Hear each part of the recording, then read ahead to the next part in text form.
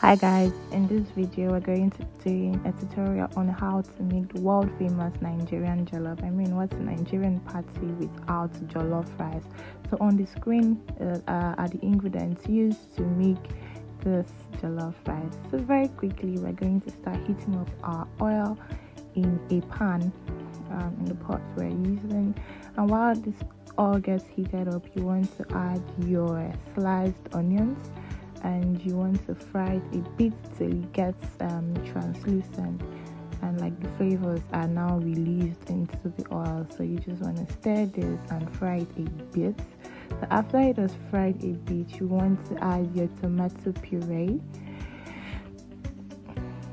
and you're going to also we fry the tomato puree just because just to reduce the tangy taste it has. It helps to reduce it, so that's why you want to fry it first. And after frying the tomato puree, I had earlier blended tomato, tatashe and atarudu, and I boiled it, so we're just going to add it to this to the mix now, and you want to stir this together just so that they kind of like marry themselves, and that's what I'm doing. So after stirring for a bit, you want to add like some of the ingredients that were listed out earlier. So now I'm quickly going to add rosemary, dried rosemary, dried thyme and curry. And I'm just going to pour that into the mix right now. And after that, I'm going to put bouillon cubes. I am using Knorr, and I do not know why Knorr is so hard, and so I'm just going to like put that into the mix. And after doing that, I'm just going to get everything in there, and so we can stir it all together. And after stirring this, you want to cover it for a while so that these ingredients get to mix up together, and you're going to like just leave it on a medium to low heat and let it get cooked for a while, say like 5 to 10 minutes depending on the quantity. And after it has fried, this is what it's going to look like. And now we're going to add our chicken stock.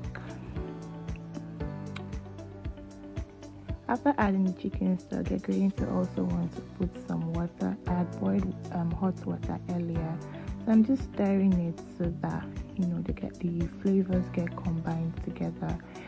And so right now I'm going to add some hot water to it, just enough to boil the rice that we had washed earlier.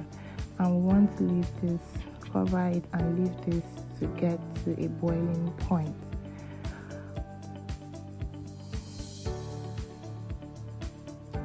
Once it's gotten to the boiling point, we want to add our washed rice now, and I'm just going to do that. And when you've put the rice into the boiling water, you want to stir it a bit and cover it.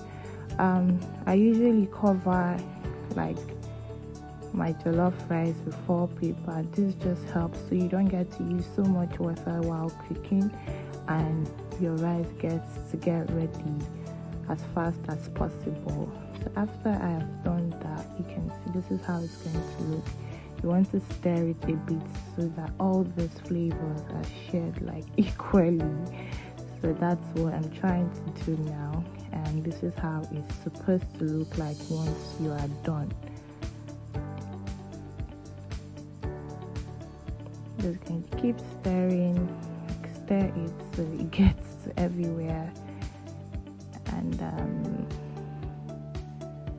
yes, so after you stirring, you're going to add a little bit of butter,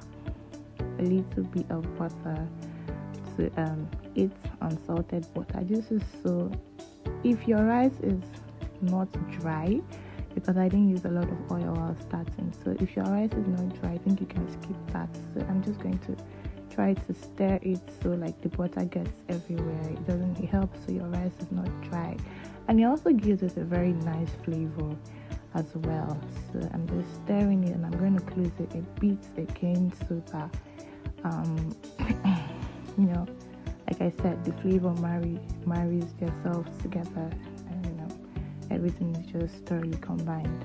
So I'm just going to cover it for a while, and I think our jollof rice is ready at this point. I think it's ready to be devoured and to be eaten. And yes, that's it. So jollof rice served with fried plantain and fried chicken and pepper. My name is Musa from Chelmsford campus. Thank you guys. That was the video showing how to make the famous Nigerian jollof. I hope you like it. And this tastes so fantastic. You should try it.